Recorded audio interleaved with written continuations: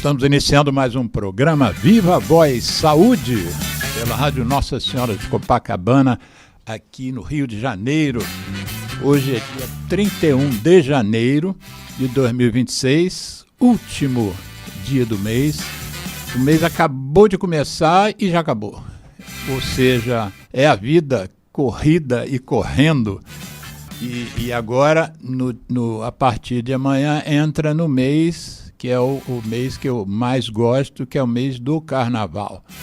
Tem gente que gosta de Réveillon, acha aquela passagem de mudança de ano, não dá muito valor a isso. Eu dou valor ao Carnaval.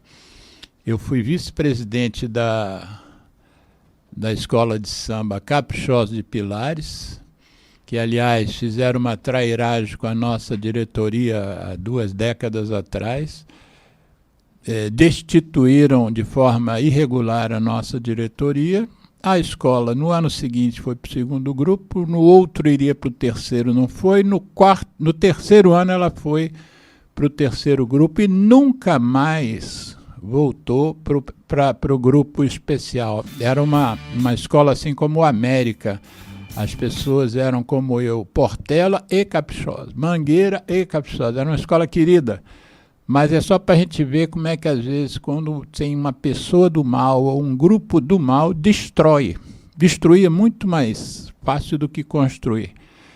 Mas, então, dica minha, bloco areia no Leblon, bloco empurra que pega no Leblon e chegue mais cedo no desfile das campeãs na Marquês de Sapucaí para assistir a escola de samba Embaixadores da Alegria, que é dirigida por Paul Davis e Caio Leitão, que é uma escola de samba que dá espaço, voz, performance para pessoas especiais.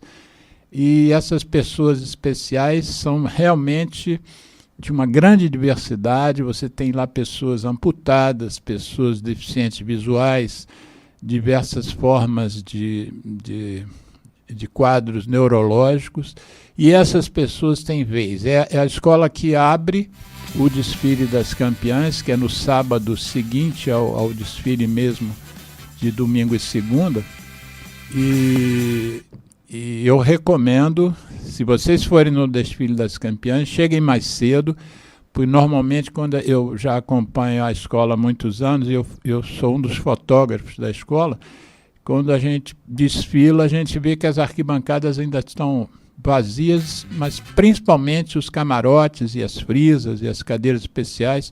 Cheguem mais cedo que vocês vão se emocionar.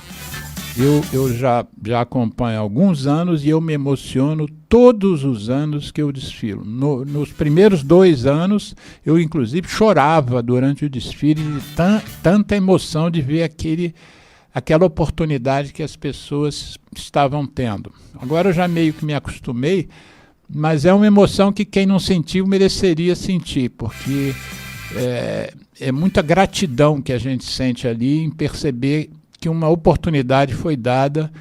É uma ideia originalmente do Paul Davis, é um inglês que gosta muito do Brasil, tanto é que casou-se com uma brasileira e veio morar no Brasil, ou veio morar no Brasil, depois casou com a brasileira, mas enfim, ele teve um problema de coluna, e ele ia participar de um bloco de carnaval ou de uma escola de samba, e ele teve um problema de coluna e ficou entrevado na cama e não pôde participar do carnaval. E aquilo deixou tão frustrado que ele começou a pensar, e quem não pode? Quem não tem essa chance? Eu estou só temporariamente incapacitado, mas e quem tem problemas mesmo? Como é que você vai botar na Mangueira um desfile alguém com algum amputado, por exemplo? Esse espaço não se abre nas escolas tradicionais, né? Então, recomendo, depois no link da reedição do programa de hoje aqui, eu vou colocar alguns links para vídeos que eu fiz dos desfiles da Embaixadores da Alegria. Mas, para minha alegria, eu hoje estou recebendo um convidado que nos foi indicado por uma professora da PUC Rio, da Pontifícia Universidade Católica do Rio de Janeiro, ele vem do mesmo departamento da professora Gioda, eu aprendi a falar que o nome dela em italiano é Gioda, Adriana Gioda. E nós fizemos um programa aqui no dia 17 sobre o mesmo tema que a gente está trazendo hoje. O programa de hoje, inclusive por sugestão dela, o convidado foi recomendado por ela, é para a gente aprofundar o que já foi profundo no programa anterior, que foi a questão da química que está envolvida nos chamados dispositivos eletrônicos para fumar. Existem vários sinônimos, né? A gente chama também de e-cig, cigarro eletrônico, chama de pod, chama de vape, chama de smoke. O cigarro mais famoso, o Juul, a gente também chama de Juul, mesmo sem ser da marca Juul. E, enfim, tem vários nomes, mas, assim, do ponto de vista formal, são dispositivos eletrônicos para fumar, que eu chamo de canto do cisne da indústria da nicotina. A indústria da nicotina estava se encaminhando para a bancarrota no sentido de perda de consumidores, em parte pela compreensão dos terráqueos de que fumar era uma roubada, mas também perda de consumidores por doenças. Então, a OMS tem um cálculo que para cada morte que o cigarro provoca, existem 20 pessoas que se adoecem gravemente. Não estou falando de se adoecer agudamente, por exemplo, uma pneumonia, que é mais comum em fumante que não fumante. Eu estou falando adoecimentos graves. E então, se nós temos 7 milhões de pessoas que morrem pelo nicotinismo a cada ano, lembrando que o Holocausto, que é um dos maiores crimes da história da humanidade, foram 6 milhões, em 4 a 5 anos. O cigarro mata 7 a cada 365 dias.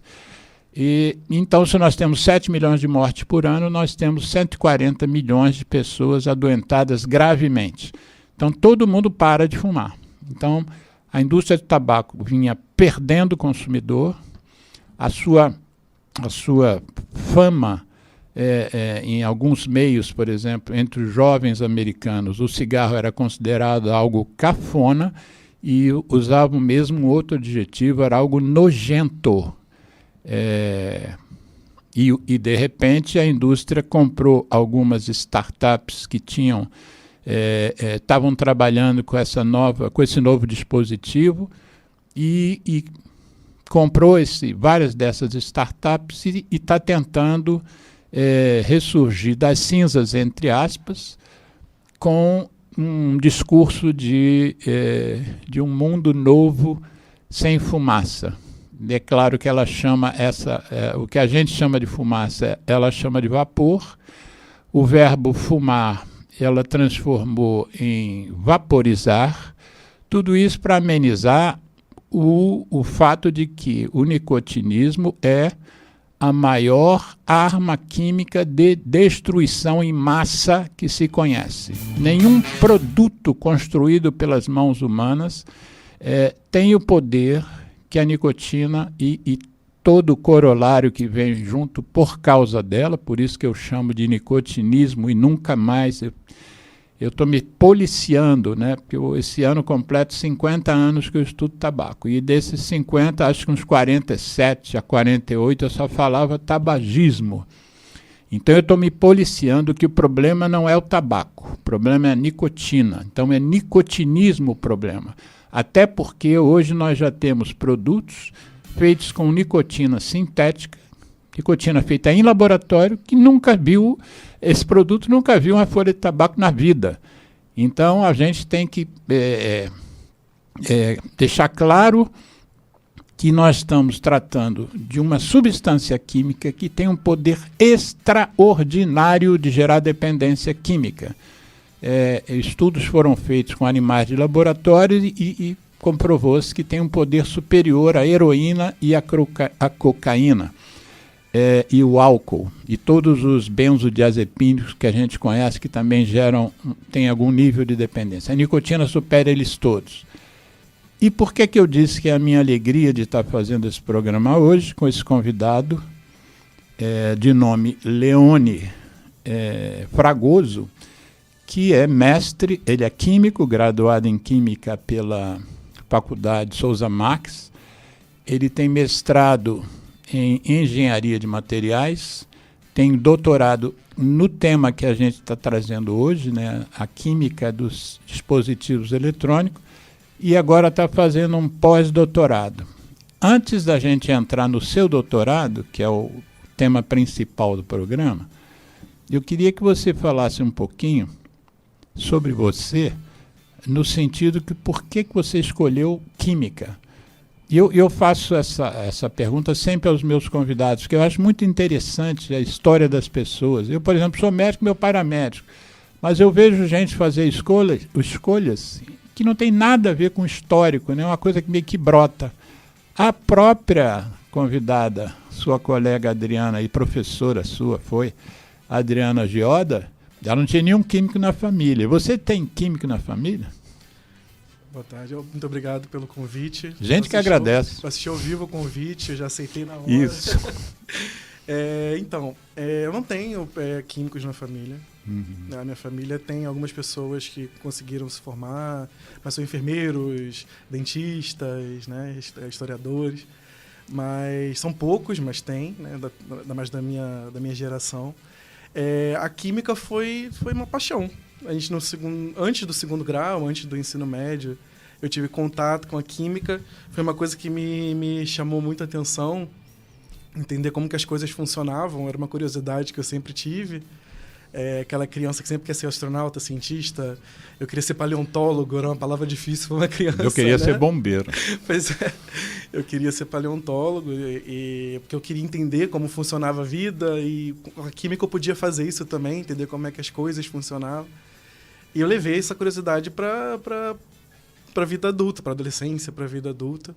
E quando eu fui um dos primeiros alunos do ProUni, quando o ProUni começou a garantir a entrada dos alunos na faculdade particular, e eu precisava disso porque eu precisava trabalhar junto com a faculdade, então o noturno estava ali, o ensino noturno, na Souza Marques, inclusive, e surgiu a química no noturno, que não tinha no início da procura. Aí eu falei, não, então eu vou realizar meu sonho, vou fazer minha faculdade de química, vou fazer a área que eu quero, e daí em diante eu vou procurando o que mais eu posso fazer com essa área. Você se encantou primeiro com orgânica ou inorgânica? Eu me encantei mais com a inorgânica. Uhum. Mais com a inorgânica. A orgânica eu tinha um pouco mais de dificuldade porque ela tem alguns aspectos que sozinho a gente não consegue estudar, ver. Mas depois a química em geral foi chamando minha atenção. Agora eu sou mais da parte de analítica, de inorgânica, mas meu doutorado é em química, então a gente tem que ver todo aspecto de química, né? A gente Sim. não tem uma área da química específica no doutorado da PUC. Então, assim, eu voltei mais para essa parte de inorgânica no início mesmo, na faculdade. Eu fiz iniciação científica com síntese de compostos inorgânicos, inclusive eram compostos inorgânicos para tratamento de doenças ósseas. Era um osso sintético que a gente utilizava, né? Então a gente produzia esse osso sintético, também um projeto do SUS, que comprava esses materiais preços altíssimos, e a gente produzia aqui para poder desenvolver. Então já ali também começou a surgir a paixão pela área da saúde, para essa área que parece que tem um retorno bem maior para a sociedade também. Eu pedi uns dados seus, né, para construir um mini currículo, né, para construir a chamada para o nosso programa, para o YouTube e tal.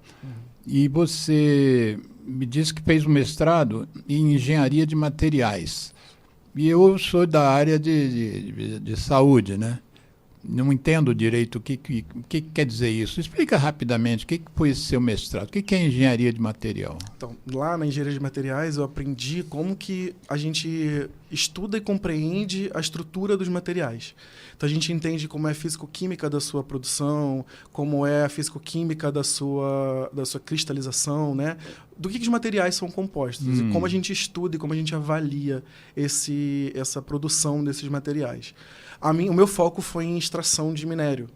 Então, foi um pouco a parte do que eu fazia antes, mas ainda assim tinha a compreensão dos materiais, de cristalização, de pureza, de purificação, no caso, né? Produzir materiais que tivessem um objetivo, né? A ideia da engenharia de materiais é essa. É você pegar de uma fonte... A fonte da natureza. Exatamente, pode ser da natureza, pode ser até transformação de resíduos também, é uma engenharia de materiais, mas é você pegar de qualquer fonte e transformar ela num produto final, em algo que pode ser usado na construção. Eu sou, como já disse, médico, ativista da saúde, mas acabei um pezinho também no ativismo do meio ambiente. Eu comecei nisso por causa das guimbas de cigarro, né? Meu foco maior na minha vida é diminuir o impacto do nicotinismo no planeta. E eu e umas centenas de pessoas temos esse foco de vida. E aí, nessa história de estudar guimba, de me preocupar com guimba, eu comecei a ver o impacto da guimba no meio ambiente. Primeiro, queimando as florestas, né? 1/4 das florestas do planeta foram incendiadas por gente que joga a guimba acesa numa área, vamos dizer, se tiver estiagem, aquele fogo lambe e as árvores vão juntas. Aí, depois de uns 10 anos para cá, a preocupação nossa com a guimba que a guimba é plástico, né? Acetato de celulose, que é um tipo de plástico, você sabe muito melhor do que eu. E aí, eu fiquei trabalhando alguns anos só com foco, só divulgando coisas, fotografando guimba em praia, conseguindo banco de imagens de guimbas no estômago de peixe, de aves, enfim. Até que um amigo, hoje é meu amigo, mas ele é o maior pesquisador de guimbas que eu conheço, que é da Universidade de San Diego. O nome dele é Thomas Novotny. Eu vou te apresentar, inclusive, vou te passar os contatos dele e as coisas que ele produz e fala, para você também se juntar a nós nesse aspecto de combater os cigarette butts, né? Que eu agora descobri, há pouco tempo eu descobri, porque eu sempre falei cigarette butts, que é a guimba em inglês. Mas aí eu vi na Assembleia Legislativa de Portugal, um cara fazendo um movimento contra as guimbas, que a gente chama de guimba, né? São Paulo chama de bituca, e ele falando que as bundas de cigarro, eu nunca tinha ouvido essa expressão, bunda de cigarro, e é porque lá em Portugal se chama as guimbas de bunda de cigarro. E um dia eu estava passando na livraria Argumento, que é uma livraria perto da minha casa, no bairro do Leblon, e eles se expõem livros na vitrine, e alguns eles expõem em pé, assim, e tem uns livros grandões, com fotos lindas. E eu vi uma foto de uma capa de um livro desse, de fotografia, e o nome do livro era Buttocks. Aí eu me associei, eu tinha feito um curso de inglês para fazer vestibular, assim que o Matusalém se formou, eu entrei na turma seguinte. Aí o buttocks é bunda em inglês, né? E butts é a abreviatura de buttocks. Então, cigarette butts é bunda de cigarro, exatamente como o português fala. Aí esse professor que esteve aqui no Brasil a convite da Fundação do Câncer, o Thomas Novotny, ele conversando comigo, ele meio que já sabia que eu tinha esse interesse nas guimbas. Ele falou: Alexandre, existem pessoas que são mais malucas do que você. Eu falei: mais maluco que eu? Mas eu já não pode ter ninguém mais maluco do que eu. Tem os ambientalistas. Eles são muito mais malucos que você. E de repente, eu comecei a conhecer experiências de ambientalistas, e eles realmente são malucos. Eu soube de uma filha de um amigo, de uma amiga, em treinamento no Greenpeace, tudo escuro e gente batendo uma nas outras com pau. E essa filha dessa menina, foi ninguém, assim, tá, eu li, foi a mãe, que é minha amiga, que contou. A filha dela quebrou o braço. Porque eles fazem essas simulações de brigas porque realmente o Greenpeace às vezes enfrenta repressões brabas, né? Mas aí, já que você fez engenharia de materiais e eu estou lidando com guimba, que é plástico, e acabei entrando nesse movimento para redução de plástico, fala para a gente rapidamente o que são os plásticos exatamente. É feito de quê? A gente fala, não, porque demora 100 anos para... Demora 500, aí o outro fala demora 10 anos. É uma imprecisão de informação muito grande.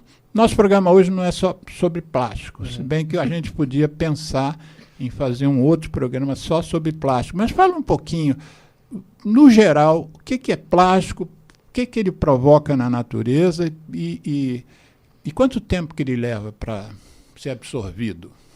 O plástico, ele pode ter várias origens, né? Você pode tirar ele de forma natural, como a celulose, ou você pode produzir ele sinteticamente. O plástico, ele deriva de uma reação química, que a gente chama de polimerização, que é você pegar uma molécula pequenininha e ligar em várias outras moléculas iguais, criando uma cadeia bem longa. E essa cadeia bem longa vai formando a estrutura desse plástico, né? Então você pode ter poliamidas, você pode ter polietileno, você pode ter outros. Quando a gente usa esse nome poli, a gente está falando de plásticos, né? Essas cadeias longas dão características a esse material. Ele pode ser mais maleável, outros são mais duros. Dá um exemplo. Exemplos dessas... O PET, por exemplo, que é usado em garrafa PET. E a garrafa PET é o PET, né? Polietil. Usei o exemplo, mas não estou lembrando do nome completo. Mas é polietil tetracrilato, se não me engano. É uma molécula bem grande. Geraldo, vê aí, que é PET? Que é uma repetição desse que a gente chama de monômero, que é a moléculazinha que dá o nome, né? Então, a gente vai... Deixa eu pegar o outro exemplo aqui. Vou deixar o PET mesmo. Então, são vários polietiltetracrilatos que são ligados nele mesmo, formando essa cadeia bem grande através da reação de polimerização. Isso atrela a essa substância, ao plástico, umas características específicas dos plásticos, né? Na celulose você tem várias moléculas diferentes formando monômeros diferentes e fica bem grande também, são moléculas grandes. Então, a guimba de cigarro que eu falei que é acetato de celulose, se aplica aí. Esse poliacetato de celulose é a estrutura da celulose com vários acetatos. Então, é vários acetatozinhos dentro com o monômero da celulose. Então, você tem moléculas grandes. Essa é a ideia. Polímeros são moléculas bem grandes. Normalmente, quando falamos de moléculas, a gente pensa na água, benzeno. H2O e tal. Isso, são moléculas pequenas e que estão contidas em um local, porque tem as forças interatômicas mantendo elas líquidas ou sólidas. No polímero, não. São várias ligações químicas mesmo formando moléculas bem grandes, que a gente fala de alto peso molecular. E isso dá essa característica dela de ser mais resistente, ou ela pode ser mais maleável em temperaturas mais altas, sem quebrar essas moléculas, né? Então, isso dá a elas também uma característica de ser muito resistente, como eu falei, e demorar a se decompor. Quando está no ambiente, você tem poucas ações. Um exemplo, se você queima uma garrafa PET, você aplica um calor muito rápido. Então, uma quantidade de calor muito grande. Então, você quebra aquele monte de ligações químicas muito rápido, porque isso dá energia para aquilo quebrar muito rápido. Quando está no ambiente, você tem umidade, frio, calor, em quantidades menores e constantes, o que faz com que ela vá se degradando, mas num tempo bem mais curto. A gente fala de plástico no oceano, que ele, por exemplo, ele entra no oceano, na praia do Leblon, como uma garrafa PET, uma garrafa de Guaraviton. Sim. E aí ele entra na corrente, a corrente leva ele para dentro e tem a força térmica do sol, né? E também o pessoal diz que as marés fazem com que esse plástico bata em pedras e vai se desfazendo, aquela garrafa vira microplástico e depois nanoplástico, né? Sim. E agora eu publiquei ontem uma matéria do Globo falando que tem 20, não sei se a PUC está nessa, mas tem 20 universidades ou centros de estudos no mundo. Eles quiseram fazer um estudo completo e bem diverso, estudando o impacto dos plásticos na gente, porque muito tem se dito sobre isso, né? Porque fizeram uma necrópsia de um cérebro e viram plástico no fígado, no coração. Mas o que eles querem agora é definir boas metodologias para fazer esse estudo. Vou te passar isso aí. Se a PUC não estiver nessa, valeria a pena abrir essa porta aí, né? Sim, o microplástico atualmente é uma questão que está em todas as áreas, né? Essa preocupação do microplástico. E aí você diz, como você disse, são vários plásticos diferentes, o tempo de degradação deles pode ser diferente também, né? Sim. Uma guimba de cigarro pode ser diferente de uma PET ou de um... Eu fico impressionado com o tal do isopor. E tem uma coisa que tem me revoltado e eu não entendo como é que a gente deixou isso acontecer. Eu como milho em praia há 100 anos. E nos últimos 5, 10 anos, quando a questão do plástico se agigantou como um problema ambiental, você agora tem o vendedor de milho vende com um prato de isopor e uma colher de plástico. Quer dizer, você comia aquilo na mão com aquela espiga, né? E agora você come no isopor, ele raspa ou tira o milho da espiga e bota no isopor. Aquele isopor, eu vejo lá na Praia do Leblon, o nego faz disco voador quando acaba de comer o milho. Joga o isopor e aquilo, quando ele cai inteirinho, mas vão pisando, aquilo vira pedacinhos de isopor. O isopor é feito do quê, exatamente? É um tipo de plástico, né? O isopor é um polímero também, só que ele é mais leve, ele tem a característica mais leve, porque ele tem as fibras que ele forma se formam a quente. Você lança ele líquido, aí ele aumenta seu volume, isso, aumenta seu volume, ele serve como térmico também, mas ele também é um... E ele essas coisas vêm do petróleo, tudo, não? Alguns, sim. A celulose alguns, não, mas... Sim. Um isopor, por exemplo, vem do petróleo. O isopor, se eu não me engano, não é do petróleo. Não, mas... Talvez as matérias-primas usadas nele, alguns venham do petróleo, que é comum ver, por exemplo, o nylon. O nylon são só duas substâncias simples que você une elas em duas camadas e você une as duas camadas e forma um fio contínuo de uma molécula só, bem grande, polímero. Mas a maioria vem do petróleo, sim, porque é uma fonte de orgânicos muito fácil. E a gente fala, muita gente critica petróleo, né, mas preocupado mais com a poluição ambiental aérea, atmosférica, né? E às vezes esquece que essa luta nossa para conter a questão dos plásticos também está ligada ao mesmo problema sem ser uma poluição aérea, né? É uma poluição dos oceanos. Não precisa ser só da queima dos produtos do ainda petróleo. Tem né? isso também. Tem também esses que são... Bom, vamos deixar o seu pós-doutorado para o final do programa e vamos cair de cabeça agora no seu doutorado. Você já falou da sua escolha pela química.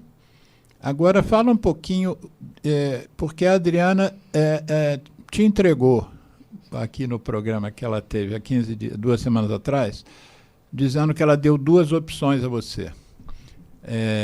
Olha, nós temos uma linha de pesquisa aqui na PUC X e tem a Y. E você escolheu a X, vamos dizer, escolheu, no caso, os líquidos dos dispositivos eletrônicos para fumar. Como é que foi essa escolha sua? Por que você escolheu esse tema?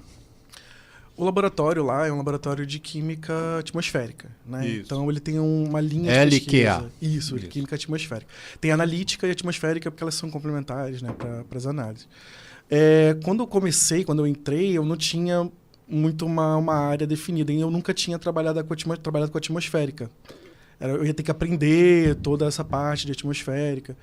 Então, quando ela me ofereceu os 2, eu pensei, eu vou seguir para uma área de análise mais química, específica, analítica, que envolve um pouco de saúde também, ou eu vou seguir por essa área que é toda nova para mim, tem que aprender essa parte toda. Como eu já tinha a experiência com a saúde, eu falei, eu vou seguir pelos cigarros eletrônicos, que eu acho que vai me dar um retorno e eu vou poder contribuir mais, né? Usar um pouco mais do que eu sei também para essa parte. Só que ela me entregou tudo assim, comece.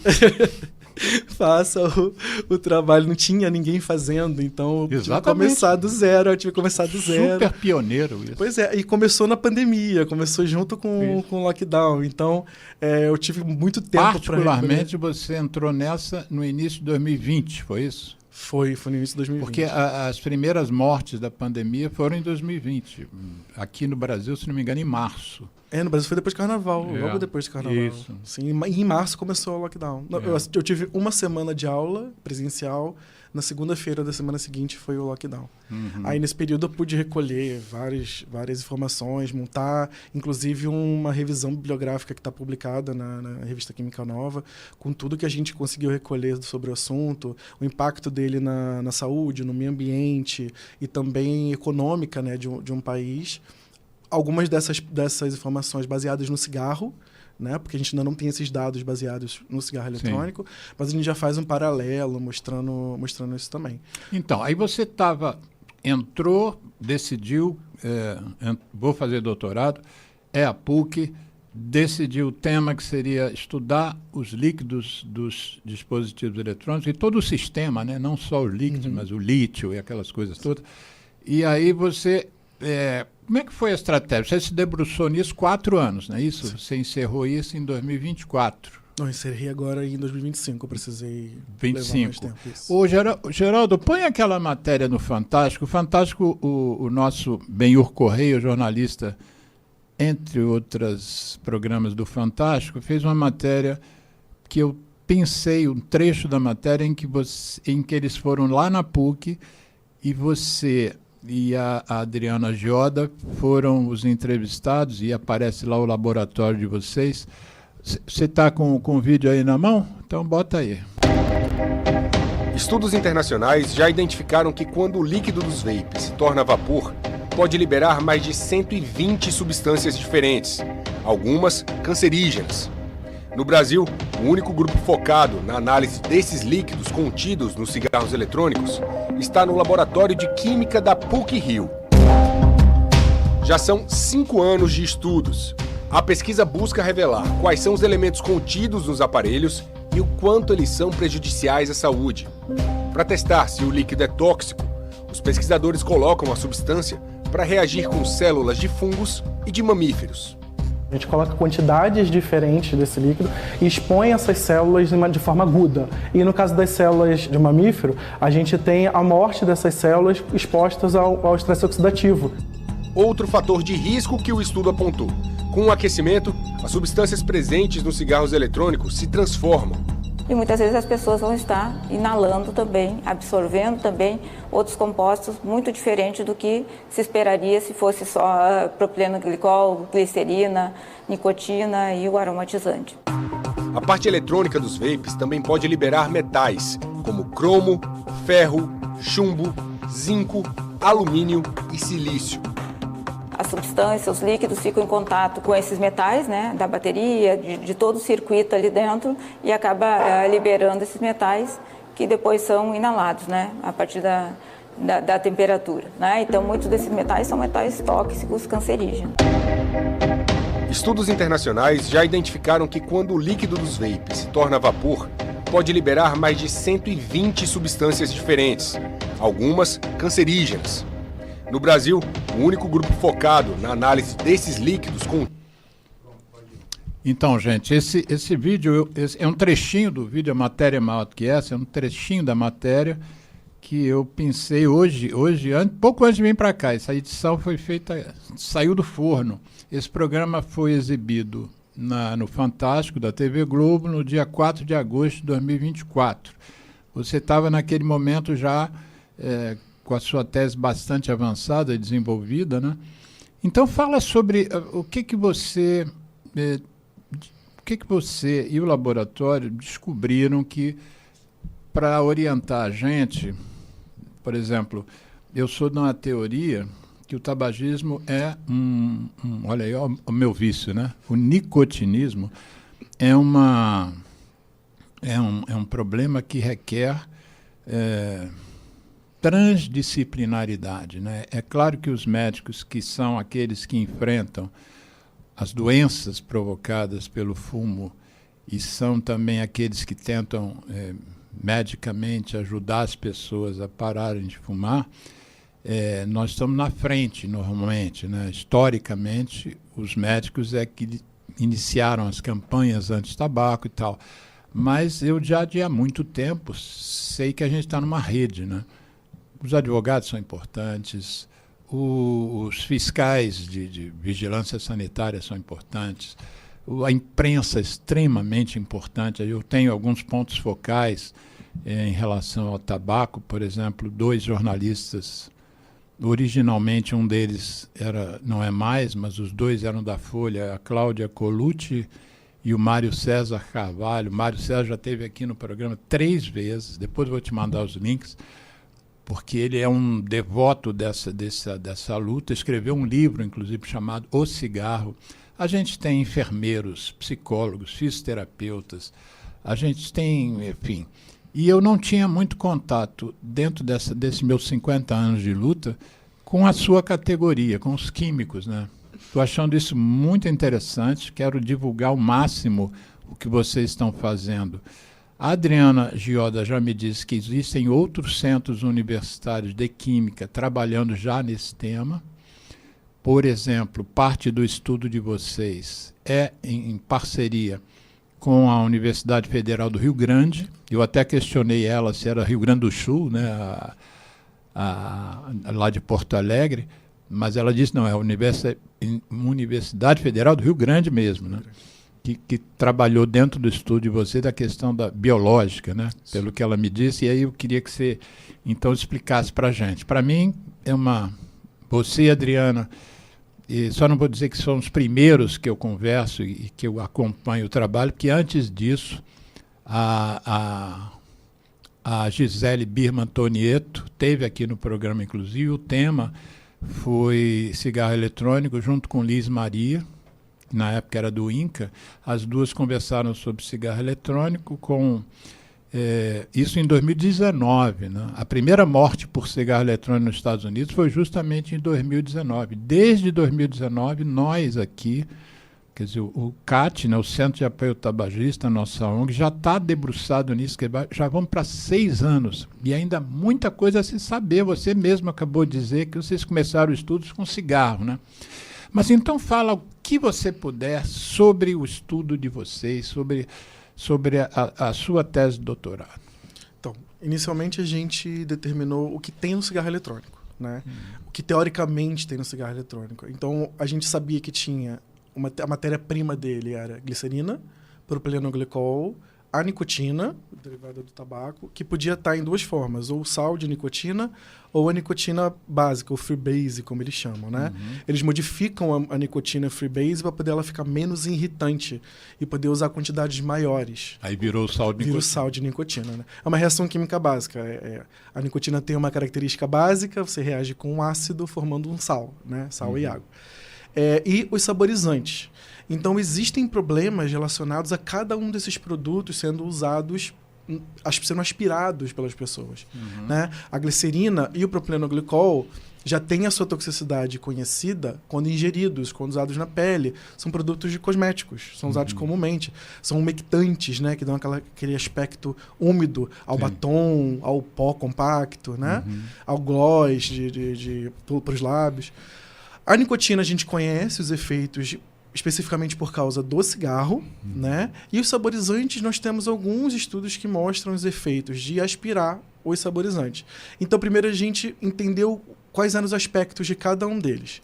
Aí, como eu falei, foi durante a pandemia, a gente não conseguiu obter os aparelhos em si, os líquidos em si. Então, eu dei a ideia à professora da gente comprar esses materiais separadamente e estudar a toxicidade deles em cada momento. Comprar propilenoglicol, glicerina, nicotina e o saborizante de comida, que é um saborizante de comida que é usado. Saborizante de vela, saborizante de outras coisas que são adicionadas no cigarro eletrônico. Né? O diacetil se encaixa nisso? O diacetil é o de manteiga. Então, muitos que têm um sabor amanteigado, né, usam o diacetil, que é o responsável pelo pulmão de pipoca. Isso. Pulmão de pipoca, porque a pipoca é preparada com diacetil. Dentro da pipoca não tem manteiga, é uma gordura com sabor de manteiga. E as pessoas que trabalhavam na fábrica, que estavam expostas ocupacionalmente a isso, né, desenvolveram a bronquiolite, que é uma fibrose. Isso, bronquiolite obliterante. Isso, que ficou conhecida como pulmão de pipoca. Uma pessoa que usa um cigarro eletrônico e aspira isso o dia todo, ela está exposta até em condições mais severas do que uma pessoa que está exposta no trabalho ocupacionalmente. Né? A professora Adriana, ela fez um comentário dizendo que a legislação inicialmente não permitia que vocês comprassem esses produtos, esses dispositivos. Aí como é que vocês fizeram? A gente fez uma parceria com a Anvisa, que levou um tempo, levou quase 2 anos do meu doutorado, e eles permitiram a gente comprar. Só que a gente não conseguia comprar porque as empresas não vendiam para o Brasil. Então, as importadoras não conseguiam receber esse produto, nós teríamos que adquirir, né, pela internet, e ele chegaria na alfândega, ficaria barrado pelo formato que a gente, que a Anvisa orientou a gente de escolher, que ele obrigatoriamente pararia na alfândega, a gente levaria a autorização até lá para poder recolher esse produto. Lembrando que a Anvisa proíbe a compra e a importação de dispositivo eletrônico pela RDC número 46 do ano de 2009, né? Já vai para 17 anos que a gente ela foi renovada. Não pode importar, comercializar, vender. Isso. E aí encontrou-se essa saída, mas inicialmente não tinha esse poder, vocês resolveram estudar as coisas separadas. Isso. E aí, como então, a gente usou esse teste toxicológico, que é um teste comum, que a gente expõe de forma aguda. O que isso quer dizer? A gente pega quantidades do material, cresce as células em um ambiente controlado e expõe as células a esses produtos, a esses materiais, em quantidades cada vez maiores, até ver a morte dessa célula. Esse padrão do crescimento, se ela vai crescendo cada vez menos até que ela morre, gera um padrão que determina para a gente a toxicidade, dá um valor para a gente, né? Que a gente usa para comparar diferentes produtos. Com isso, a gente obteve para cada um deles o aspecto de toxicidade específico. A gente obteve para glicerina, para propilenoglicol, para misturas dessas substâncias que são encontradas no cigarro eletrônico. Então, nós testamos 3 proporções diferentes. 70% de um e 30% do outro, 50-50, que é a mesma quantidade, e 30% do propilenoglicol e 70% da glicerina. O que a gente observou, que foi aquele primeiro trabalho que apareceu no Fantástico, é que a glicerina e o propilenoglicol eles já são tóxicos em exposições agudas. Nós testamos com levedura, vimos uma concentração que foi tóxica para ela, e depois testamos em células de mamífero também. Aí, essa toxicidade que foi observada, a gente caracterizou para a glicerina, para o propilenoglicol. O propilenoglicol se mostrou mais tóxico do que a glicerina, e quando misturávamos os dois, a gente observava que a toxicidade aumentava ainda mais. Então, eles separados obtinham valores de toxicidade, eu vou colocar em 6%. O propilenoglicol apresentava em 5%. Quando nós misturávamos os dois nessas proporções diferentes, a toxicidade chegava já na menor quantidade que a gente testava, em 0,5%, 0,25%. Então, eles se tornavam ainda mais tóxicos. Isso tudo com substâncias puras. E só 2? Só 2. Substâncias puras vendidas como padrão de análise, né? Que a gente chama de PA. Então, a gente viu que já tinha toxicidade numa matéria-prima daquele material, do cigarro eletrônico. Aí agora a gente está terminando os estudos com a nicotina pura e com o saborizante puro, para assim a gente poder determinar o perfil total de cada um deles em separado. Quando você usa a palavra saborizante, você está falando de algo que a indústria adiciona para amenizar o gosto ruim e dar um bom sabor, né? Eu faço uma pesquisa junto ao FDA, mas também junto ao jornalismo investigativo americano e australiano, e eles têm catalogados, pelo menos, sobretudo nos Estados Unidos, pelo menos, eles estão agora mudando, mas inicialmente falava assim 15 mil e agora estão falando em 20 mil apresentações diferentes. Esses números são, para mim, tonteantes, né? Como é que você pode escolher 20 mil tipos diferentes de sabor para um determinado cigarro eletrônico, né? É isso mesmo, assim, a disponibilidade de combinações é nesse nível de possibilidade? Sim, não só a quantidade de sabores que eles colocam lá para chamar cada vez mais atenção e de cada vez pessoas mais jovens também, né? Sabores com muita menta, como a produtos que você pode criar o seu próprio sabor. Há produtos em que você pode colocar mais friozinho da menta. Eles não usam menta porque o mentol é irritante. Eles usam um refrigerante sintético, que é o WS23, né, ou 27. Você pode aumentar a quantidade de friozinho, você pode aumentar a quantidade de ardência, a quantidade de doce. Os aparelhos já permitem isso também. Então, essa quantidade em 20 mil pode ser multiplicada por proporções cada vez maiores. E eles misturam sabores diferentes. Eles misturam manga com kiwi, misturam morango com uva. Mas é impressionante a quantidade de combinações. Eu tenho um vídeo que na edição do... Esse eu acho que eu não te mandei. Eu fiz um vídeo a partir de imagens de lojas, de vapor shops, como eles chamam lá. Sim. E IQOS shops também, dos cigarros da Philip Morris, né, de tabaco aquecido. E eu peguei essas fotos e fiz um vídeo, botei uma música de fundo. É impressionante, porque a gente está acostumado, por exemplo, quem é fumante, ou já foi, sabe como é que se vende cigarro no Brasil, né? Por exemplo, você vai numa banca de jornal, tem um stand lá de acrílico. Antigamente se vendia cigarro em padaria. Os cigarros ficavam ali do lado do caixa, na frente da caixa, né? Era um acrílico, era uma coisinha que ocupava ali aquele quadrado que a caixa ocupa. Quando você vê as lojas que vendem vapes nos Estados Unidos, são lojas, primeiro, não vendem outra coisa, não vendem nem cigarro comum, só vende vape. E são lojas assim de, sei lá, 100 metros quadrados, prateleiras e mais prateleiras em todas as paredes, os balcões, tudo opções diferentes dos dispositivos eletrônicos. Faço questão que os ouvintes vejam essas imagens só para a gente entender como nós estamos sendo salvos pela Anvisa. Né? Já tem 16 anos que a Anvisa tem se mantido firme na questão do impedimento e da comercialização.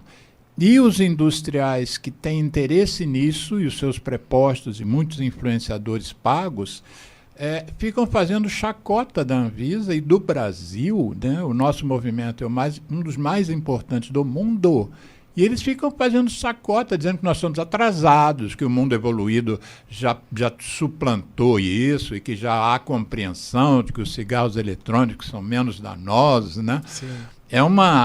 Agora, quando você fala quando a gente está falando de não sei quantos milhares de substâncias diferentes, uma das alegações da indústria para que a gente libere a venda no Brasil é para que não se compre o cigarro contrabandeado, compre-se o produzido aqui. Como se isso fosse verdade, porque os cigarros produzidos no Brasil há 100 anos, você tem cigarro contrabandeado também, cigarro convencional. Mas uma das alegações deles é que aí nós vamos saber o que nós estamos consumindo. Olha o nível da mentira. Você, que é um químico, que está completando a sua tese de doutorado há 5 anos. Você sabe o que tem nos cigarros eletrônicos? Tudo não. Então, tudo não. Como é que população geral, o nosso ouvinte aqui, se tiver um cigarro eletrônico sendo vendido, não, porque agora nós sabemos o que está sendo consumido. Mentira! Tem saborizantes, inclusive, que tem centenas de substâncias diferentes para dar a de cola, por exemplo, né? Daquele refrigerante. Um saborizante? Um saborizante que tem centenas de substâncias ali para dar aquele mesmo sabor de cola. Aquele cola refrigerante, né? Aquele saborzinho. Esse saborizante, eu analisei um desses por HPLC, porque eu preciso ver a composição química, né? É uma lista gigantesca de substâncias. Eu não consegui nem identificar todas. Porque algumas ali são de banco, a gente precisa de banco de dados para isso, né? São banco de dados que eu não tinha. Então eu encontrei, para sabor de cola, eu encontrei sabor que é usado para doces, né? Para algodão doce, para canela, para cravo, sabor de fumaça de churrasco, tudo para dar essa sensação de cola. Então, assim, tanto que eu avaliei melhor ele, porque foi o que deu uma toxicidade maior, né, dos testes que a gente fez. Isso já falando de líquido de cigarro eletrônico. É uma gama gigantesca de substâncias. Então, eles falam, é sabor cola. Mas a pessoa sabe, é só um saborizante. Um saborizante é o que eu tem pensaria. São centenas de substâncias. É difícil você encontrar uma substância só. Todos eles, principalmente, aqueles que têm um sabor mais doce, eles colocam um grupo de substâncias que dão esse sabor mais doce, né? Então, normalmente é uma vanilina, alguma coisa assim que eles colocam para acentuar. São realçadores de sabor. E aqueles que têm um sabor muito agressivo ou que não se sobressai tanto, eles colocam esse mentol ou colocam esse refrigerantezinho sintético. Porque, como eu falei, o mentol vai dar irritação na garganta. Então, tem alguns que tem quantidades altíssimas desse refrigerante, porque tem gosto de tabaco e as pessoas não gostam muito. Aí colocam esse refrigerante para poder... ultra freezing tabaco. Aí a pessoa compra uma mentazinha com tabaco. Aí parece que ela está fumando cigarro mesmo. Só que ela está fumando uma coisa com gosto de cigarro e com gosto de menta. Não é exatamente o que tem ali, sabe? E mesmo estudando, a gente não consegue encontrar tudo o que tem. Você está me tirando uma dúvida, sem saber, porque eu sempre, não sendo químico, eu sempre achei meio absurdo, apesar de eu repetir. Por exemplo, eu comecei a estudar tabaco em 1976. O meu primeiro livro, texto, que foi fundamental, em 76 foi fundamental um professor gaúcho, justamente da Federal do Rio Grande do Sul, o Mário Rigato. Ele me atraiu para o tema, numa conferência que eu assisti dele. E a minha base intelectual em relação ao cigarro veio de um livro de um professor chamado José Rosenberg. O nome era Tabagismo, um sério problema de saúde pública. Era o nome do livro, umas 300 ou 400 páginas, que foi meu livro de cabeceira, acho que mais de 30 anos. E então, desde então, já no livro, o que eu vou dizer já estava no livro. Na fumaça do cigarro tem 4.720 substâncias. Isso eu cresci dentro da tabacologia com esse número. Era um número meio cabalístico, porque esse número durou décadas. De repente, de 2 meses, mudou e passou de 4.720 substâncias para 7.000 substâncias. Do nada. Não houve assim, eu já até pedi a gente da OMS, até você tem o artigo da onde surgiu, que agora não são mais 4.720, são 7.000. E eu nunca recebi essa resposta. Todos os pedidos que eu fiz, não sei de onde veio. Primeiro, o número 4.720, de onde veio isso? E como eu não vi, mas se você ler todos os papers hoje, vamos falar em 7.000 substâncias.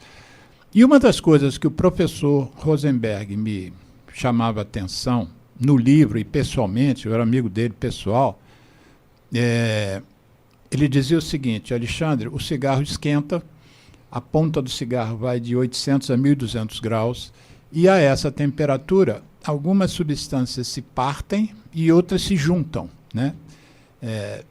Pirólise e pirossíntese, né? E aí, às vezes, essas substâncias que se juntaram, ela é uma substância cancerígena. As outras duas, separadamente, não eram. E o contrário também é verdade. Você tem uma substância que, ao se partir, aquela fica mais inflamatória, provoca mais oncogênese. E aí, quer dizer, você tem 7.000 substâncias e você não sabe as combinações entre elas, individualmente, o que pode gerar aquilo. E o cara vem dizer que a gente agora vai saber o que está consumindo.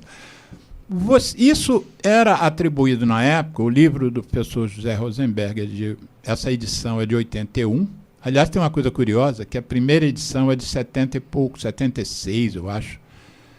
E a indústria comprou todos os exemplares. Quando saiu o livro, não ficou nenhum livro para as pessoas comprarem. Isso agora está sendo levantado lá nos Estados Unidos, na biblioteca lá do científica, ou não sei se do Congresso ou do FDA, em que tem esse documento de que os livros foram todos comprados pela indústria. Você vê quão bom era o livro, né? Quanto assustou a... E aí, parte se dizia que agora dos benefícios dos dispositivos eletrônicos é porque não há queima.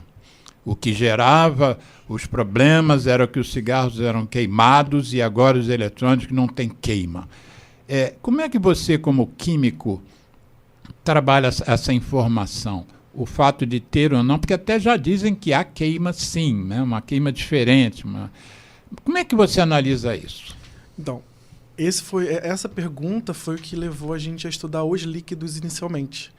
Porque é a queima que causa o problema, é o aquecimento que causa o problema. Então vamos ver a matéria-prima crua. Vamos ver a matéria-prima sozinha. Então foi quando avaliamos a matéria-prima crua. Depois, mais à frente, nós avaliamos os líquidos crus, né, sem aquecer. E eles também se mostraram tóxicos. Então, se a pessoa fala, eu estou aspirando ele, o problema do cigarro é a queima. Se você aspirar aquilo com um inalador convencional, que usa ultrassom, que não queima realmente, você vai desenvolver o mesmo processo inflamatório, porque as substâncias que tem ali já são tóxicas. Você vai gerar um processo inflamatório. Não vai ser o mesmo da queima. Por quê? O cigarro eletrônico realmente ele não queima o material. Tanto que a queima é um problema no cigarro eletrônico, quando você tem o chamado dry puff. Quando você tem pouco líquido e aquele pouquinho de líquido recebe toda a quantidade de calor produzida e sofre uma queima, uma combustão realmente. Esse não é o ideal dele. O ideal é o líquido estar em volta daquela... É uma resistência metálica, igual de chuveiro elétrico. Está em volta daquilo constantemente, aquele aquecimento gerar o vapor se transformar num aerosol. Só que não é vapor de água. É vapor de glicerina, propilenoglicol, eles querem dar a entender que é vapor de água. Isso, muita gente acha que é água, né? Eu falo, você não tá consumindo nicotina? Essa nicotina vai estar na água? Aí a pessoa para, assim, aí eu explico para ela a composição, né? Então esse vapor de glicerina, propilenoglicol, saborizantes, e todos eles já vêm diluídos em propilenoglicol. Por isso que o propilenoglicol está ali também. Passa pelo líquido, se resfria e forma um aerosol, que é uma mistura de gás com gotículazinhas bem pequenininhas. Mas tem material particulado ali. É isso, o material particulado, na verdade, o particulado não é sólido, são partículas líquidas, são gotículas, né? Essas gotículas, elas vão carregar o material. Esse aquecimento, né, mesmo que ele não aconteça, as substâncias ali já são tóxicas. Ele acontecendo, ele produz outras substâncias também. Aí entra a parte da minha revisão bibliográfica. Como eu não avaliei a fumaça, eu avaliei os estudos que já existem sobre isso. Que falam que ali você tem a formação de formaldeídos, você tem a formação de outras substâncias que são também cancerígenas, vou falar delas mais à frente, e também de acroleína, que é comum no aquecimento de óleos, né? E no caso da nicotina em si, o aquecimento da nicotina gera outros isômeros, outras substâncias. E as mais cancerígenas, voltadas apenas para a nicotina, porque a gente pensa em nicotina, a gente só pensa no vício, né? A nicotina... E na vasoconstrição. Exatamente, mas a nicotina sozinha ela também pode ser cancerígena, principalmente queimada, que é o que forma as nitrosaminas. As nitrosaminas estão relacionadas diretamente ao câncer. Então, uma das nitrosaminas mais perigosas, que é a NNN, surge na região da queima, que é 800 a 1000 graus Celsius, como foi falado. E ela é responsável pelas modificações no fígado, modificações no cérebro e em fetos também. Então ela é uma das mais cancerígenas. A NNK também, que são siglas para aqueles nomes bem grandes, e são todos derivados da nicotina. Seja pelo aquecimento ou seja pela queima. Quando você falou em feto, o que você quis dizer? Em grávidas fumantes. Né? Essas substâncias são as principais responsáveis pelas modificações e os problemas relacionados à gravidez. Não é só o câncer. Não é só o câncer. Não é só o câncer. Principalmente porque há o metabolismo da nicotina no corpo também. Ela entra na circulação, vai para o fígado, é metabolizada e também formam-se as nitrosaminas. Tanto que a NNN é usada para determinar o quanto a pessoa consome de nicotina, porque ela sai na urina. Né? A NNK também sai na urina. Não é a dosagem da cotinina, é da NNN. Isso, pode ser as nitrosaminas também. A nitrosamina tem altíssima quantidade na urina de fumantes. Quer dizer que você pode pedir isso, os laboratórios, por exemplo, eles estão preparados para dosar isso? Talvez não clinicamente, mas quando você vai avaliar a metabolômica, né? Como é o estudo do metabolismo da pessoa que fuma, as pessoas nos laboratórios buscam todas essas nitrosaminas, porque elas estão em grande quantidade na urina das pessoas. Né? Então você tem essa modificação das substâncias. E no cigarro eletrônico isso também acontece. A gente precisa determinar o quanto isso acontece ainda. Sim. que a gente não estuda a fumaça, a gente vai começar a estudar agora a fumaça. Então, o importante do trabalho vai ter no outro início... doutorando lá para pegar isso? Vai. Provavelmente eu vou orientar ele. Mas é porque eu tô lá no projeto ainda, né? Tô no trabalho. Uhum. Então, a ideia agora, a gente já avaliou as substâncias que tem nela, nem tem no cigarro eletrônico. Sem serem inalados. Sem serem inaladas. A gente estudou a sua toxicidade em si, elas sem serem aquecidas, e agora a gente vai estudar também a questão delas aquecidas. Então vamos fazer o seguinte, o Geraldo já apontou a necessidade de a gente fazer o nosso intervalo. O programa de rádio tem que dar uma parada. Ele vai escolher uma música que fale mal do cigarro, que é a nossa, enfim, profissão de fé, e a gente volta para continuar essa segunda fase do trabalho. Vamos lá, Geraldão. ZY1 201, Associação Comunitária Nossa Senhora de Copacabana, 98,7 FM, a onda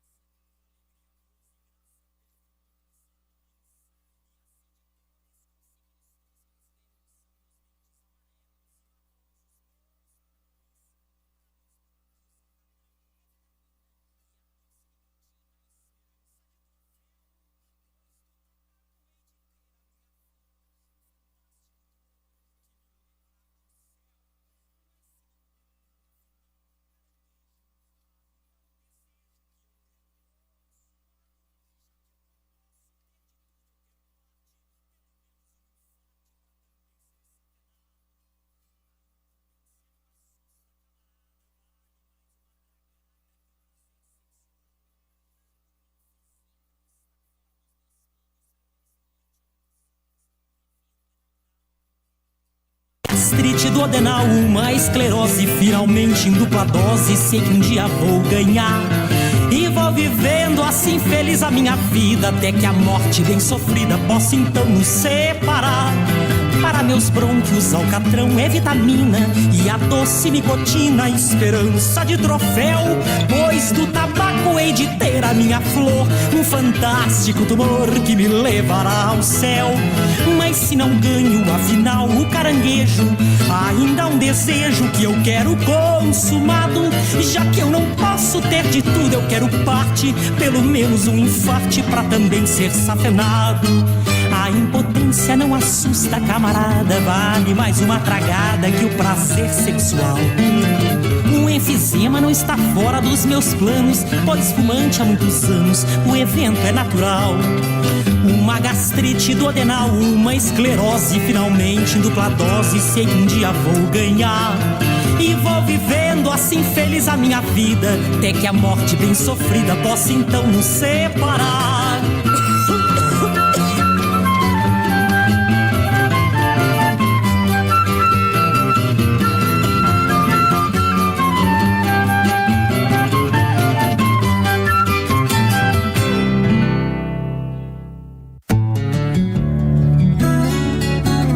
ZY1 201, Associação Comunitária Nossa Senhora de Copacabana, 98,7 FM, a onda que chega ao seu coração. Rua Hilário de Gouveia, número 36, nono andar, Copacabana, Rio de Janeiro.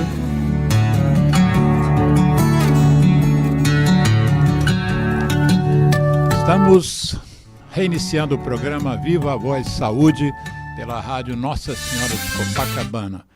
Hoje o nosso convidado é um doutor em pós-doutoramento em Química ele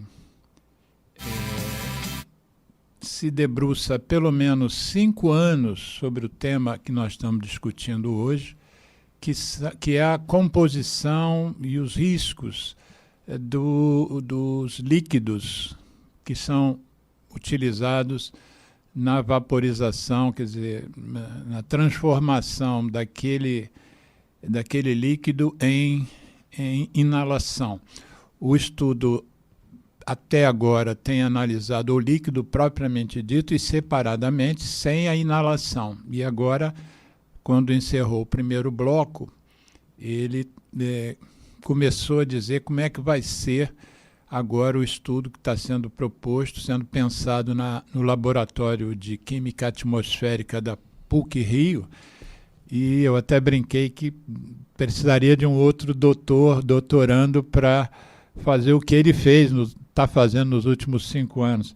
Então, nós estamos falando sobre ciência aqui, o programa hoje está sendo com esse foco, né, sobre a pesquisa, sobre informação de qualidade.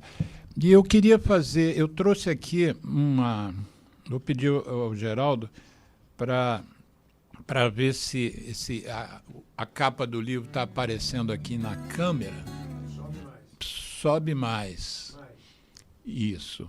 Eu fiz um comentário com a nossa convidada também da PUC, Adriana Gioda, sobre esse livro que eu ganhei da minha nora. Está aparecendo aqui. Tá. O meu presente de Natal, de amigo oculto, é um livro que sobre o qual eu já tinha lido muita coisa, virou um documentário muito bom, mas é a primeira vez que eu vou ler o livro totalmente. Chama-se Mercadores da Dúvida. E tem um subtítulo que diz o seguinte: como um pequeno grupo de cientistas distorceu fatos que vão do tabagismo às mudanças climáticas. Deixa eu explicar para vocês o que são os mercadores da dúvida. Nós temos nos batido muito pela adoção da ciência na tomada das decisões. A gente viu o que aconteceu, por exemplo, com as pseudociências durante a pandemia de SARS-CoV-2, a Covid-19 aqui no Brasil. Mas existe um problema aí, porque muitas vezes cientistas se bandeiam para um determinado lado e usam da ciência, entre aspas, para se contraporem a descobertas científicas, né? E isso aconteceu em relação às mudanças climáticas, tanto assim que quem fez o prefácio da 9ª edição desse livro, a 9ª edição norte-americana desse livro, que saiu em 2020, a 9ª edição, foi o Al Gore. O Al Gore é o ex-presidente dos Estados Unidos, que infelizmente não perdeu a eleição. Ele poderia ter sido presidente dos Estados Unidos pelo Partido Democrata, e teria sido um grande ganho para o mundo. O Al Gore é um sujeito que é dedicado ao meio ambiente, escreveu um livro chamado Uma Verdade Inconveniente, que eu sugiro que quem não leu, leia. Um livro de leitura rápida, não é um tarugo desse aqui, mas o Al Gore abre esse prefácio dizendo assim: poucos livros tiveram tanto impacto sobre a opinião pública quanto Mercadores da Dúvida, quando foi lançado em 2010, ou seja, esse livro tem agora 16 anos. 10 anos depois, ficou evidente que essa obra de referência não apenas resistiu ao teste do tempo, como se tornou ainda mais relevante, em um momento no qual a democracia, a verdade e a razão estão sendo violentamente atacadas em tantas nações do mundo. É assim que ele abre esse livro. Então, primeiro eu queria ouvir, antes da gente retomar aquela nossa momento da conversa em que a gente parou, eu queria que você fizesse algum comentário crítico sobre... Você é um cientista, né? Você, todo o pessoal do laboratório da PUC-Rio, vocês fazem ciência. Que críticas você faz e como a gente tem que valorizar isso que eu imagino que esteja condensado aqui nesse livro? O uso da ciência para o lado, vamos dizer, dos interesses das corporações, como no caso do tabagismo, do nicotinismo. Pois é, a ciência está atrelada também ao desenvolvimento humano, né? E viver numa sociedade que o desenvolvimento é medido pela quantidade de lucro vai levar, em algum momento, a esconder determinadas coisas para que esse lucro se mantenha, né? Ninguém vai, em algum momento, vai descobrir alguma coisa, querer levar, né? Isso a perda do capital, a perda do lucro. Então, uma coisa que eu sempre bato, a tecla que eu sempre bato em toda discussão que tem, principalmente na PUC, lá tem vários simpósios em que eu sempre trago essa informação, que é a criação da função do trabalho de cientista. Se você tem a função de cientista, você tem um profissional ao qual recorrer quando esse tipo de coisa está em questão. A pessoa publica um vídeo viral falando super bem sobre cigarro eletrônico. Não há uma autoridade para falar sobre aquilo. Não há uma autoridade, não há ninguém que seja assim, essa pessoa é um cientista que pesquisou determinada situação. Porque essa função não existe no Brasil. Não há especialistas, você não tem a função de especialistas, o cientista, no caso. Mas se você tiver essa pessoa, a indústria não vai querer cooptar essa pessoa para que ela fale o que ela quer? Mas aí ele vai ser o cientista da indústria. Sim, mas a gente tem isso aos montes hoje em dia. Sim, sim. Gente que era, vamos dizer, do nosso lado, na Inglaterra, nos Estados Unidos, no Canadá, na Suécia. Um dos testes que a gente faz para ver a dependência química em nicotina foi bolado por um sueco. Esse sueco está falando bem do cigarro eletrônico, né? Sim, mas isso também auxilia na criação de órgãos de controle. Por exemplo, a organização, a OAB, ela controla o que os advogados podem administrar, podem fazer na sua função, né? Exercendo sua função. Alguém controlaria o que o cientista... Existe um órgão que vai ser baseado e criado, desenvolvido, administrado por cientistas e que vai garantir que existam práticas que sejam não obrigadas, né, mas práticas que vão condizer com o cientista. Se você não segue aquilo, você não tem um registro, você não tem uma qualificação. Que é o que já existe, só que ela existe através de como a pessoa ela é vista na comunidade científica, mas não existe um órgão, não existe nada que vá dar credibilidade para ela. Eu te chamei de cientista porque você faz pesquisa, está ligado a uma universidade, aprendeu a fazer pesquisa durante o mestrado, doutorado e agora no pós-doutorado. Eu sei que você é um cientista, mas na verdade eu te apresentei como químico. Sim, eu sou químico, minha função é químico. Até o doutorado minha função era estudante. Sim. Eu desenvolvendo pesquisa, criando desenvolvimento para a humanidade. No mestrado eu desenvolvi um método de extração para uma empresa, extração de potássio para enriquecer fertilizantes. Eu era uma pessoa que estava criando ciência. E a gente pode criar ciência desde quando a gente é criança. Sim.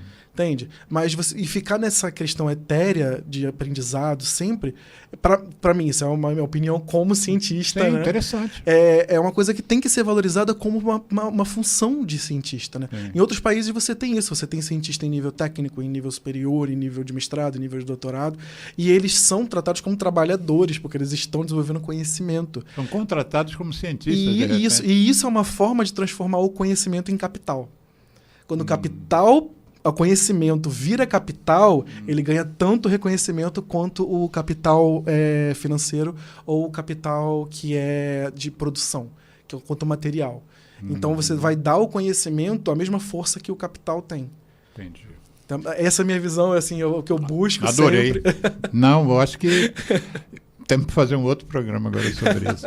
O Geraldo, no intervalo, eu pedi para botar uma música que falasse mal do cigarro, ele escolheu uma música chamada Fumante, do Rômulo Marinho, que já nos deixou, e ele faz uma música e uma picardia sobre os males que o cigarro provoca, só que ele brinca com eles todos.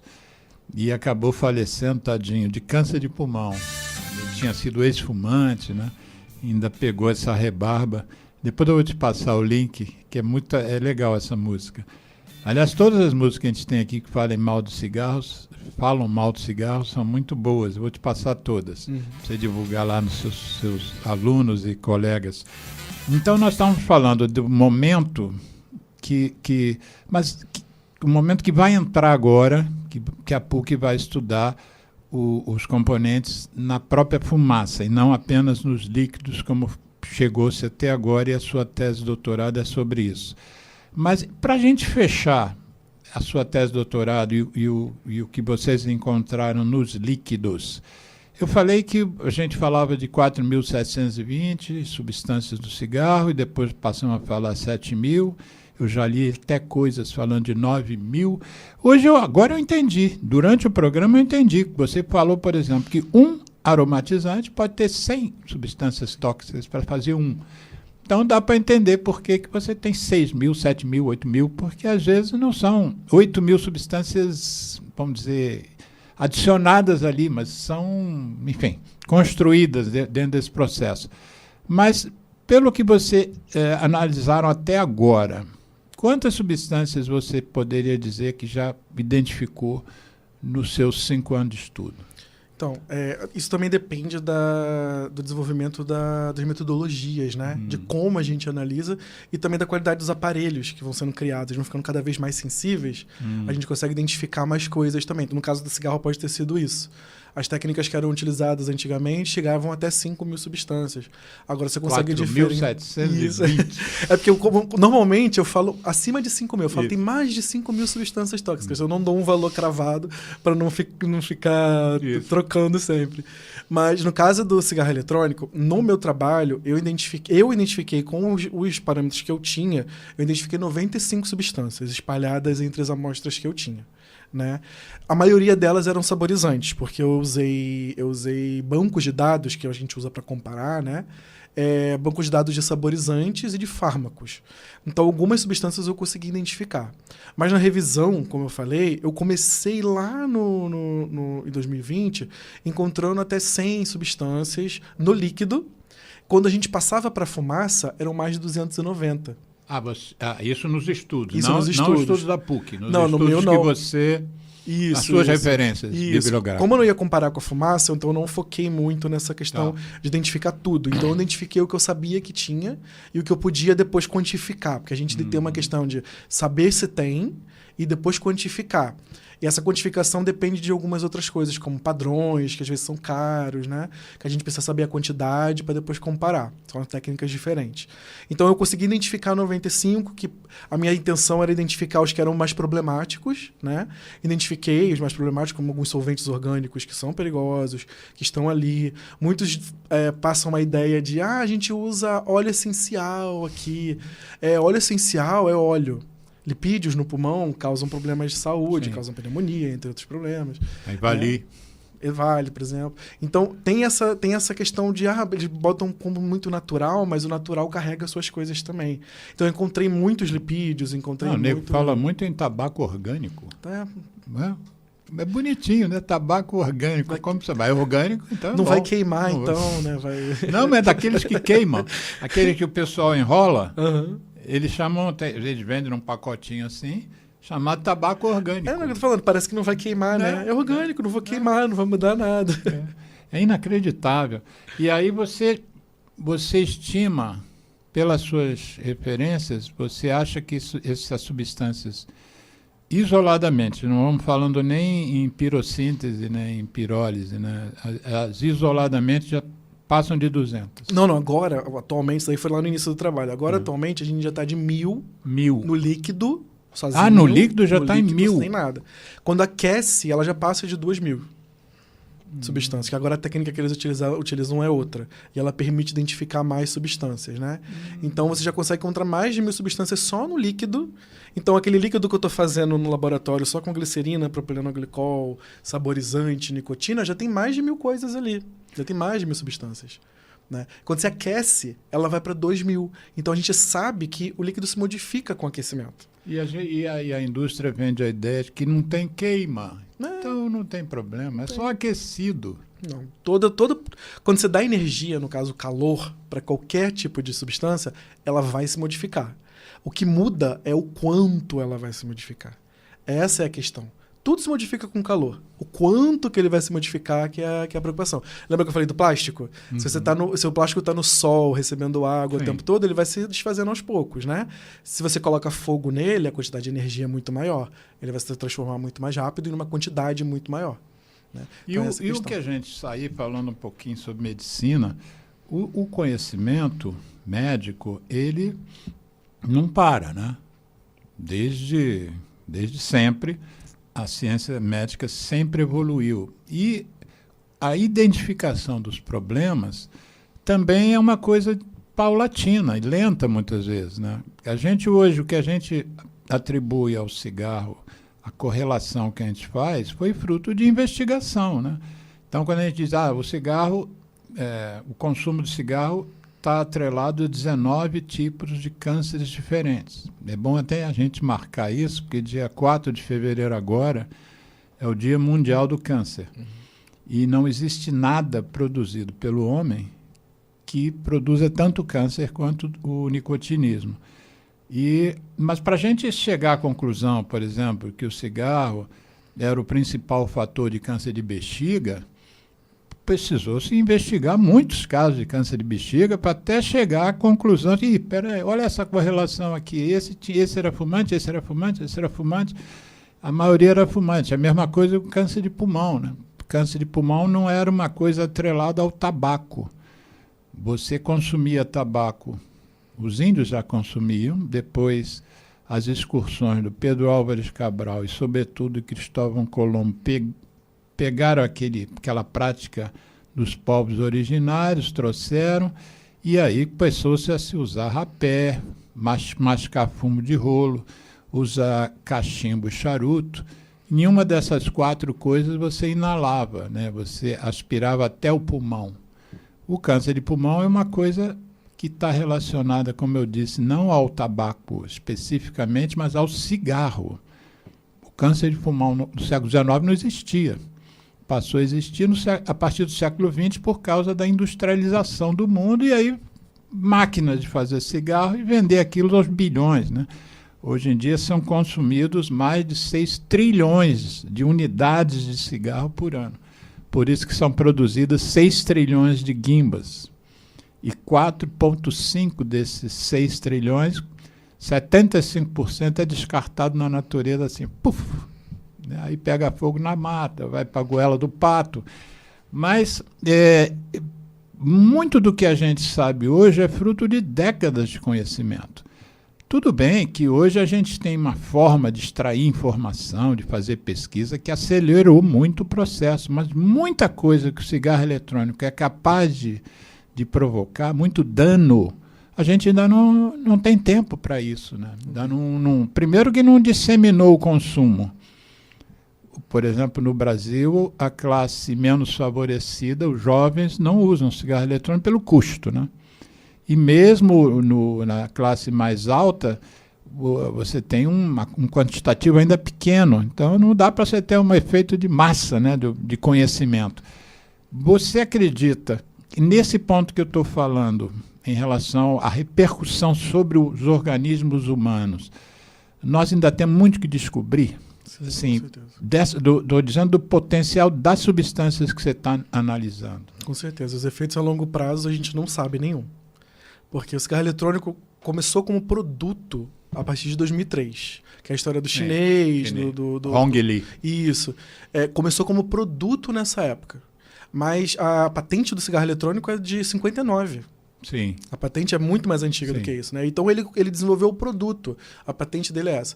Então tem 23 anos. Uhum. Isso é muito pouco. É muito pouco. Tanto que os primeiros problemas que a gente conseguiu atrelar o cigarro eletrônico não é que eles não existissem. A gente conseguiu provar que eram específicos do cigarro eletrônico, que é o EVALI, né? Começaram em 2019. Sim. Né? Primeira morte foi em 2019. 2019. Então, a gente não tem ainda dados de longo prazo.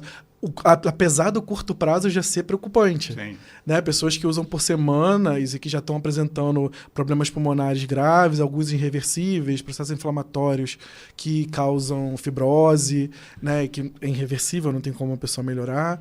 Então, assim... Então melhora com o transplante pulmonar. Ou transplante, é a única forma. E até bitransplante. Já há casos em que primeiro fez transplante de um pulmão, depois do outro, Sim. porque não tinha mais jeito, a lesão. E o engraçado é que a indústria chama esses novos produtos de redutores de danos.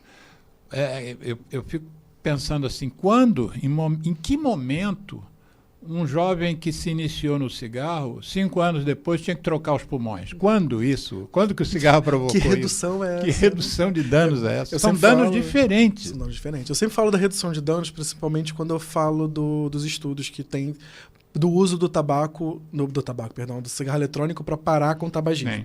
Né? Então, muitas pessoas que defendem vem falar dos estudos do Cochrane, por exemplo, que é um estudo que avaliou dentro dos sistemas de saúde as pessoas que tinham a intenção de parar. Então, a questão psicológica não é avaliada. Sistema de saúde da Inglaterra, não é isso? Não, de vários países. Eles desenvolveram uma metodologia para avaliar, e o Cochrane é da Inglaterra, e eles fizeram uma revisão de todos os resultados utilizando aquela metodologia, né? Então, eles usam muito esse estudo, porque ele falou que o cigarro eletrônico se mostrou um bom coadjuvante, né? Ele auxilia no abandono do tabagismo. Só que ele ignora alguns fatores que são importantes. Por exemplo, a pessoa ela deixou de ser tabagista. Tanto que o que você fala do nicotinismo, né? Ela deixou de ser tabagista, mas ela continua nicotinista. Isso. Ela continua consumindo nicotina com outro aparelho. Isso aconteceu dentro de um sistema de saúde. Ela tinha auxílio psicológico, médico, e ela só usava o aparelho que era dado para ela, que utilizava o mesmo método que é usado em todos os lugares, que é o de redução de nicotina, que é aquele NRT, né? Nicotine... Em português é TRN, né? Isso, Terapia TRN. De reposição de nicotina. Isso, reposição. Eu esqueci o preposition. Eles utilizam essa mesma técnica que é usada com a goma de mascar de nicotina, com adesivo de nicotina. Então, é a terapia de reposição.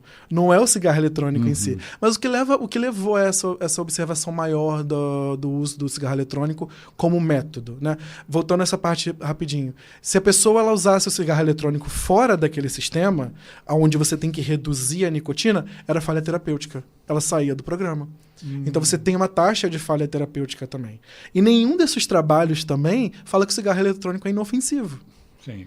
Então as pessoas leem que ajudou, acham que aquilo ali resolve todos os problemas. Né? Não, e uma coisa interessante, que aí eu queria até perguntar a você, uma coisa que a gente diz é o seguinte, eu comentei no início, né?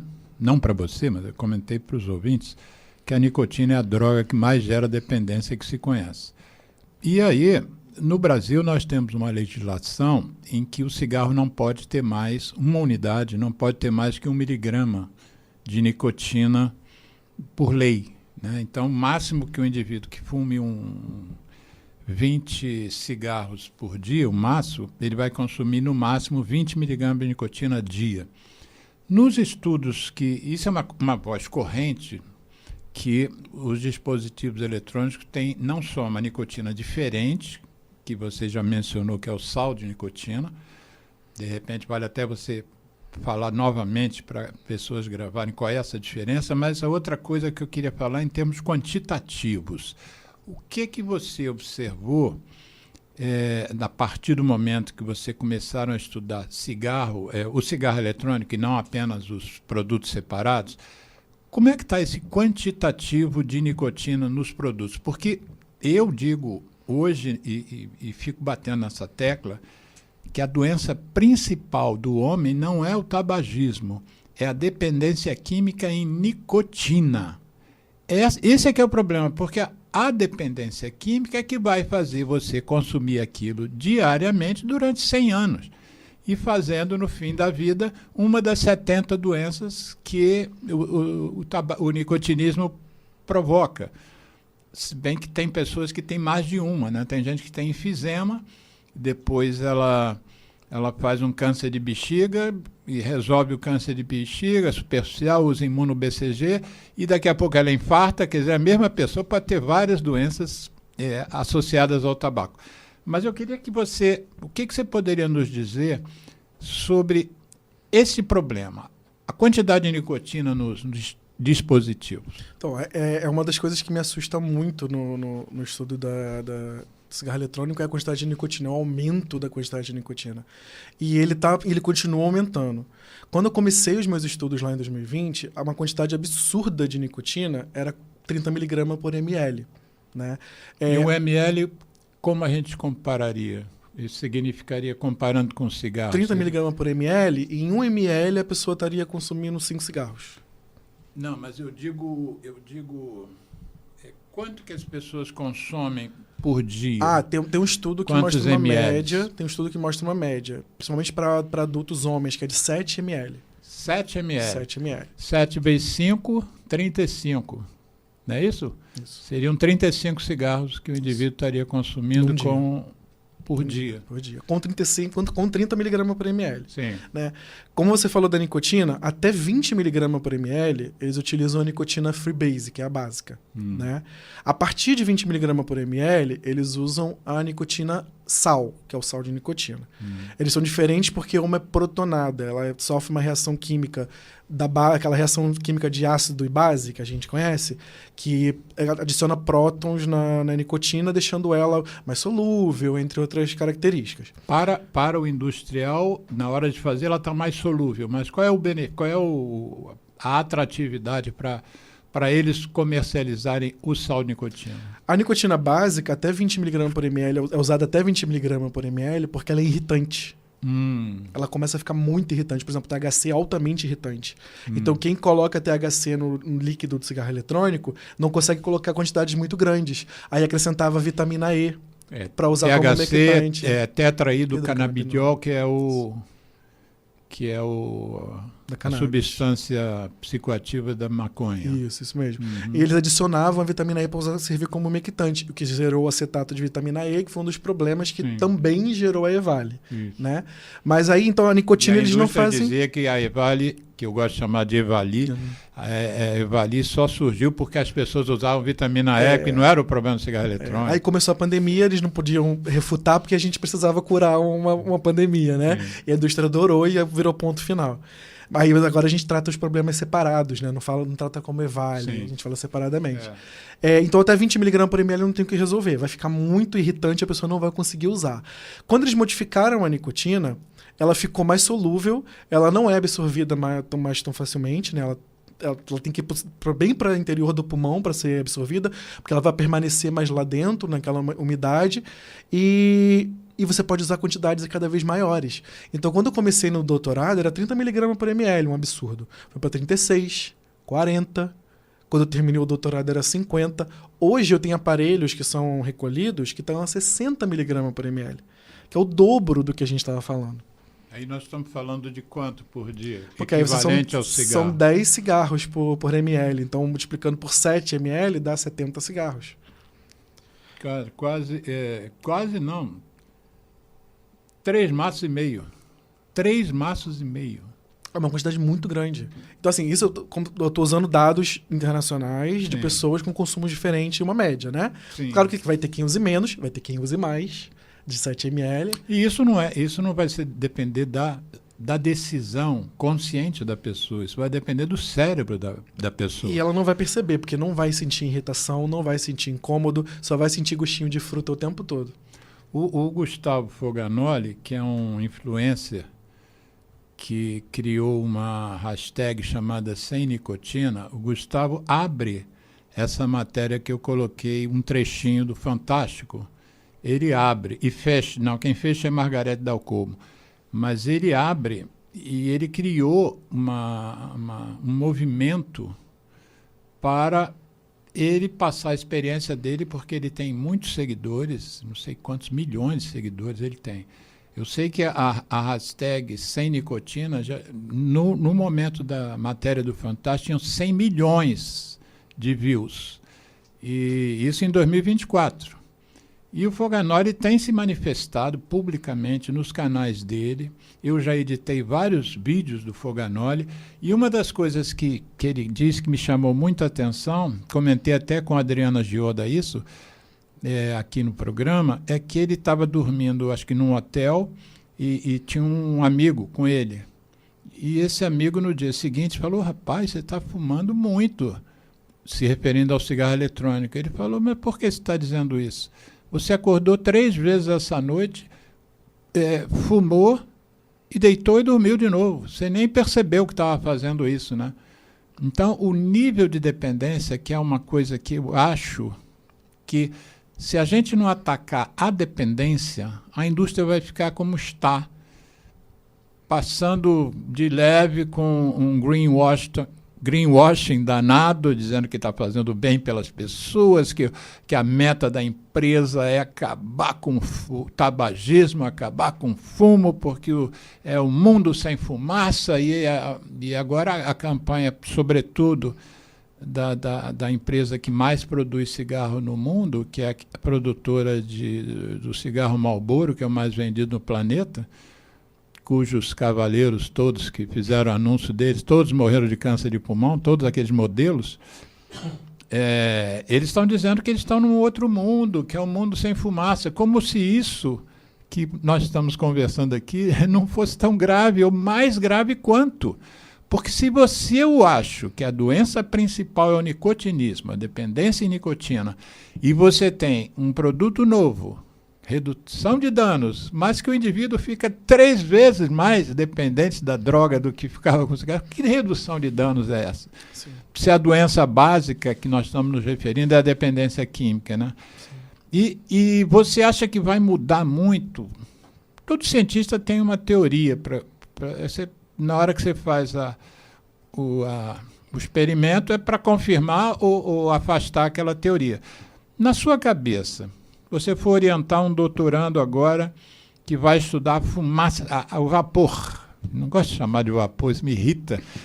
Mas o que você acha que, na sua cabeça, ele vai encontrar? Em termos de... Você estudou o líquido e agora vai estudar a fumaça. O que se passa na cabeça? Qual seria a sua teoria? Então, baseado nos trabalhos que a gente já tem publicado sobre isso, sobre a fumaça, né? Como eu falei, ela se modifica. Ela vai de 1.000 substâncias para 2.000, né? Os grupos principais dessas substâncias são os formaldeídos, que a gente conhece, que são tóxicos, são bem nocivos e cancerígenos também. As acroleínas, que são materiais que são produzidos com aquecimento de óleos também. E, especificamente sobre a nicotina, que é uma coisa que a gente trata muito do vício da nicotina, ela também se modifica quando ela é aquecida. Ela forma um outro grupo de substâncias chamadas nitrosaminas. As nitrosaminas, elas são metabolizadas no nosso corpo. Quando a gente absorve a nicotina, ela passa pelo fígado, se transforma em nitrosaminas, e elas são usadas até como indicadores de fumo. Então, talvez o problema na bexiga, o câncer na bexiga, esteja relacionado com o acúmulo de nitrosaminas, que são encontradas em grandes quantidades na urina de fumantes, como a NNN. Curiosamente, a ciência produziu um fármaco para ajudar na cessação do tabagismo, que é um fármaco chamado vareniclina. E a vareniclina tinha um nome no Brasil, Champix, e um nome nos Estados Unidos, Chantix, com T de tatu. E a vareniclina foi retirada do mercado porque algumas experiências mostraram que ela liberava nitrosamina, quer dizer, um produto que é feito para ajudar o cara a parar de fumar, ou a moça, e, na verdade, tinha um risco de câncer. Parece que isso foi afastado, ela já está voltando no mercado, se bem que eu tenho feito pesquisas aqui no Brasil, em farmácias aqui do Rio, não tem localizado. Antes que o programa termine e você não me passe isso para os ouvintes, se as pessoas quiserem fazer contato com você, o que você disponibilizaria? Então, no nosso trabalho atual, que é com divulgação científica, a gente está trabalhando com o nosso Instagram, que é o @LQA. As pessoas podem entrar em contato com a gente lá. @LQA PUC Rio. L de laranja, de laboratório. Laboratório de Química Atmosférica. E A de atmosfera. LQA PUC Rio. Isso, tudo junto. Tudo junto. Não tem hífen, não tem ponto, não tem nada. Tudo junto. Tudo letra minúscula, LQA.rio. Isso é o Instagram, que tem lá o Messenger, né? Você pode mandar uma mensagem pelo Messenger. Sim, lá e também tem todos os nossos sites também, pode acessar tudo por lá. Lá a pessoa ela vai poder entregar cigarro eletrônico pra gente para fazer o descarte ideal do cigarro eletrônico, não jogar o cigarro eletrônico no lixo eletrônico, que não é o ideal. Pode disponibilizar pra gente que a gente dá o descarte ideal para ele. A pessoa ela pode procurar para poder dar entrevistas, falar de como é como foi a experiência dela com cigarros eletrônicos. Nós temos uma psicóloga no grupo também, que é a professora Gisele Aleluia, que ela está auxiliando a gente tanto no acolhimento das pessoas, quando a gente faz campanha, né? E ela tem dado muita informação, tem ensinado muita coisa pra gente muito valiosa. Aleluia. Uhum. Ela é eu não lembro exatamente o cargo, eu acho que ela é diretora dos transtornos aditivos lá da PUC. Uhum. E ela tem ajudado muito, ela amou a nossa campanha, nosso trabalho, então ela está participando ativamente com a gente. Está ajudando a gente em alguns projetos também. Ela vai aparecer nos nossos canais, falando sobre vício. A Adriana Ajuda, quando esteve aqui há 2 semanas atrás, comentou que vocês também fazem trabalhos em escolas.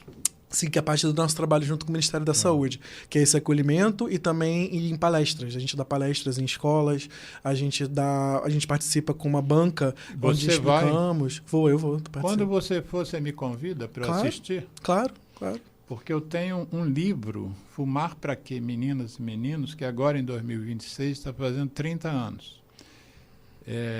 Foi o primeiro livro eletrônico brasileiro, na verdade, a gente optou por publicar na internet. Ou seja, eu tenho uma